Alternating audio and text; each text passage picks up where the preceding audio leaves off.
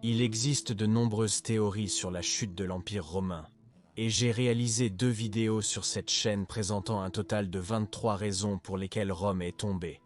Donc tout le monde peut choisir ses théories préférées.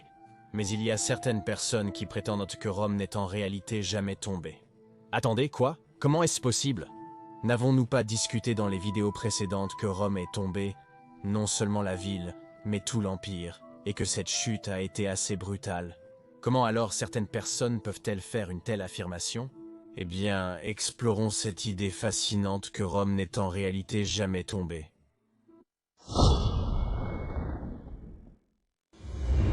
Avant d'explorer la notion de la chute de l'Empire romain, nous devons d'abord définir quoi signifie même tomber. Que signifie-t-il quand un empire tombe? Eh bien, pour certaines personnes, la chute d'un empire signifie l'effondrement de l'autorité de l'État central sous-jacent. Prenons par exemple l'empire d'Alexandre le Grand. Alexandre avait conquis cet immense empire en un laps de temps incroyablement court de un peu plus de 10 ans. Mais immédiatement après sa mort, son vaste empire s'est divisé en différentes parties, gouvernées par ses généraux et leurs successeurs. Alors cet empire est-il tombé? Eh bien, il est tombé du point de vue de l'autorité centralisée, mais culturellement, au moins initialement, absolument rien n'avait changé quand Alexandre est mort. Alors, ce ne peut être seulement le pouvoir d'un gouvernement qui définit la chute d'un empire. Nous devons certainement inclure d'autres aspects, et le plus logique, à part le gouvernement, est bien sûr la culture. Un empire aussi vaste que l'empire d'Alexandre, ou bien sûr plus tard l'empire romain, combinait de nombreuses cultures différentes.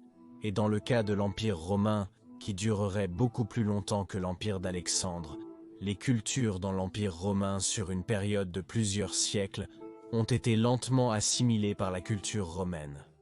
Vous trouveriez certainement beaucoup de gens qui s'identifieraient encore comme Gaulois. Peu de temps après que Jules César a conquis la Gaule, 200 ans plus tard, vous auriez probablement eu du mal à trouver de telles personnes. Cela s'applique bien sûr plus ou moins à toutes les provinces de l'ancien empire romain. En 212 après Jésus-Christ, l'empereur Caracalla avait donc accordé la citoyenneté romaine à tous les hommes libres de l'empire romain, renforçant encore davantage le sentiment d'appartenance à une culture commune.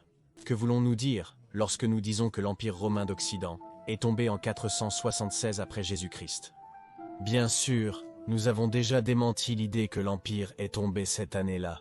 En fait, un empereur enfant complètement impuissant a été déposé, donc en réalité, rien de notable ne s'est passé. Nous pouvons simplement dire que ce jour fatidique du 4 septembre lorsque Romulus Augustus a été déposé, puisque l'Italie ne serait plus directement gouvernée par un empereur romain, que l'Empire est tombé. Donc, cela pourrait suffire à la première condition de chute, à savoir que l'État romain s'était effondré sur le papier, mais culturellement, rien n'avait changé. En fait, des généraux barbares avaient déjà gouverné l'Empire romain occidental pendant certaines périodes, sans un empereur romain, comme Rigimer par exemple, pendant 4 mois avant que Majorien n'accède au trône en 457 après Jésus-Christ, ou pendant 2 ans après la mort de Libius Severus en 465. Donc, la déposition de Romulus Augustus pourrait même ne pas suffire à la première définition de chute, puisqu'il ne détenait aucun pouvoir réel. Culturellement, vraiment rien ne s'est passé en 476 quand Oudouakar a pris le pouvoir. Mais sur une carte, l'Italie ne serait plus appelée Empire romain d'Occident, mais Royaume d'Oudouakar, même si l'année 480 en Italie serait indiscernable pour un voyageur dans le temps de, disons, 470, nous voyons donc déjà ici qu'il n'est pas si facile de définir une chute. Alors, une chute signifie-t-elle qu'une culture se termine? La chute doit-elle être définie par la fin d'une culture et le début d'une nouvelle? Si nous regardons la culture romaine en Occident, elle était si forte qu'elle a survécu même après sa prétendue chute. L'Église romaine en Occident a survécu, et les papes sont devenus les nouvelles figures dominantes du pouvoir à Rome. Rome, autrefois capitale d'un véritable empire, deviendrait maintenant la capitale d'un empire religieux du christianisme, du moins à l'ouest. Pendant ce temps à l'est, l'Empire romain d'Orient n'est tombé selon aucune définition. Il a perduré jusqu'en 1453, et même cet état est discutable, car nous savons que plusieurs états résiduels ont survécu à la chute pendant encore quelques années, comme l'Empire de Trébizonde, la Principauté de Théodoro ou le Despotat d'Épire. Et dans cette vidéo ici, j'ai raconté l'histoire des gens qui se disent encore romains aujourd'hui, comme on peut le trouver dans les zones rurales de Grèce, où vous pourriez encore trouver des gens qui se disent Roumaioi ou Romaioi, romains, ou des Roumains qui se disent Romani. On pourrait donc soutenir que si nous prenons la deuxième définition de la culture, Rome n'a en fait que transformé au fil des siècles. Même en 470 après Jésus-Christ, un voyageur temporel romain, venant de la République romaine de disons 200 avant Jésus-Christ, aurait du mal à identifier Ravenne ou d'autres villes d'Italie comme romaines. Le style architectural était très différent, beaucoup plus comparable à ce que les historiens modernes appelleraient byzantin. Les gens portaient également des vêtements très différents. Ils priaient un dieu complètement nouveau, ayant largement abandonné les anciens dieux et rituels. La flamme dans le temple de Vesta ne brûlait plus. Aux yeux de ce voyageur dans le temps de 200 avant Jésus-Christ, les Romains de 470 après Jésus-Christ ne seraient pas dignes du nom de Romains, ils lui seraient complètement étrangers. Il aurait dit que Rome était tombée, bien qu'en 470 après Jésus-Christ, toutes les cartes montrent encore l'Empire romain d'Occident comme existant.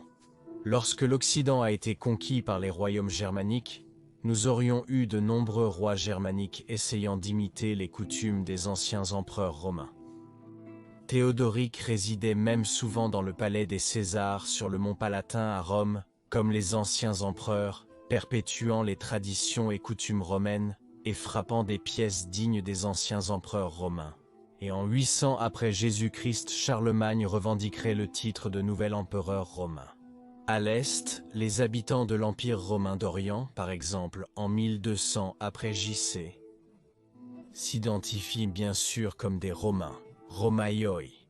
Le même voyageur temporel fictif de la République romaine de 200 avant Jésus-Christ reconnaîtrait encore moins ces gens comme des Romains.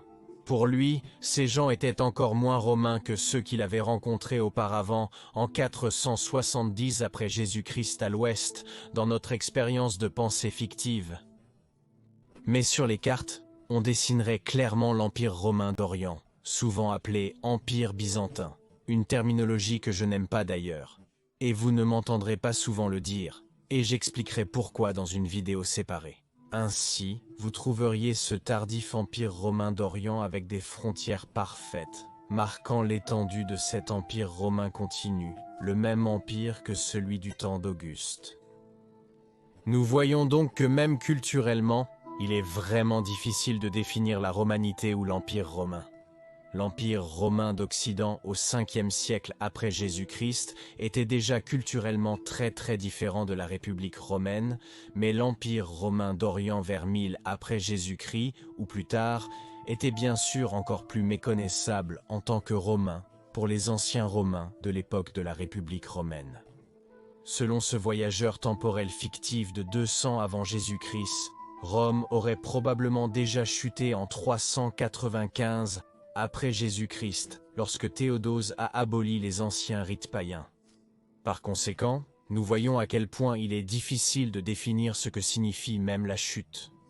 Si ni l'autorité de l'État central, ni la culture ne peuvent le définir, alors quoi? Eh bien, peut-être avons-nous besoin d'une définition plus précise de ce que signifie la chute. Il doit probablement être vu comme une agglomération d'États, de cultures, de technologies, de modes de vie complets, de langues.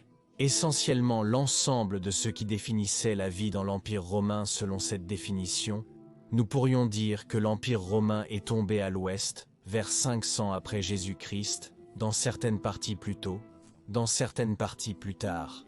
Mais vers 550 après Jésus-Christ, après les guerres gothiques, nous pouvons convenir que presque tout ce qui restait de Rome occidentale avait été détruit et était donc tombé.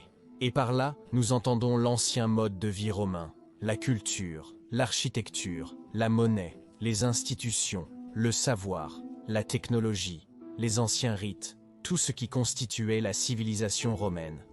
Donc, selon cette définition, Rome était tombée sous une certaine forme, oui, et cette chute a été brutale pour la population romaine. Mais de nombreuses parties ont également survécu.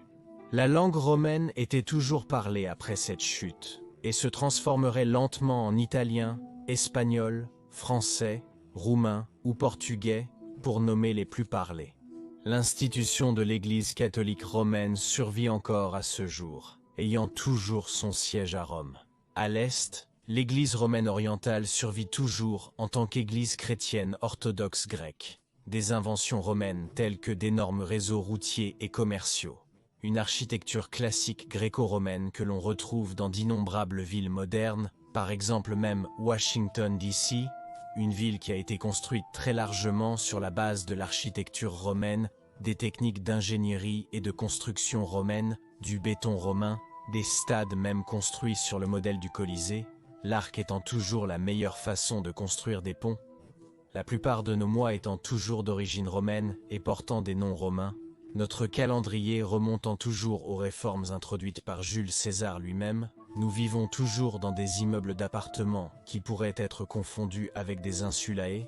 Toutes ces choses ont survécu à la chute de Rome. Il n'est donc pas vraiment surprenant que certaines personnes disent que Rome n'est jamais tombée, si l'on considère l'incroyable influence culturelle, linguistique et technologique que Rome a toujours sur nous. On pourrait même soutenir que la Renaissance elle-même a été inspirée par la redécouverte de l'Antiquité gréco-romaine et de nombreux érudits qui avaient fui le sac de Constantinople en 1453 après Gismos avaient apporté avec eux beaucoup de connaissances perdues des bibliothèques de Constantinople, ce qui a contribué à déclencher la Renaissance. On pourrait donc soutenir que Rome vit toujours en nous, et qu'elle s'est simplement lentement transformée au fil de nombreux siècles. Car pour le voyageur temporel fictif de la République romaine, nous ne serions probablement pas beaucoup plus étrangers à lui qu'un habitant de Constantinople vers 1400 après Jésus-Christ. Oui, l'Empire romain d'Occident a été envahi par des envahisseurs barbares, et la civilisation romaine s'est effondrée là-bas. Dans certaines parties, tout ce que Rome avait construit a disparu rapidement. Mais même là, certaines traces de Rome sont restées. La Gaule s'est effondrée et est devenue le royaume franc. Pourtant, même 320 ans après cet effondrement, un roi franc serait tellement impressionné par Rome qu'il voudrait devenir un nouvel empereur romain lui-même. Et il parlait toujours une langue qui était une évolution du latin vulgaire. Oui, Rome est tombée, mais seulement selon certaines définitions. Si nous définissons cependant la chute différemment, alors nous pouvons voir qu'il devient vraiment difficile de pouvoir même dire quand l'Empire romain est tombé, ou s'il est même tombé, une notion qui peut être acceptée si la transformation culturelle est prise en compte. Cela signifie donc que si nous interprétons la chute de manière plus lâche, nous pouvons dire que nous sommes tous, à un certain degré, des Romains. Et si vous êtes intéressé par la façon dont la chute a commencé, du moins selon certaines définitions, vous pouvez regarder cette vidéo ici, dans le coin supérieur droit. Et si vous êtes plus intéressé à voir à quoi Rome devait ressembler à l'époque, vous pouvez regarder l'autre vidéo, dans le coin inférieur droit. Je dis encore merci à tous les amis de l'histoire romaine, gratias amici imperi Romani et Beneval.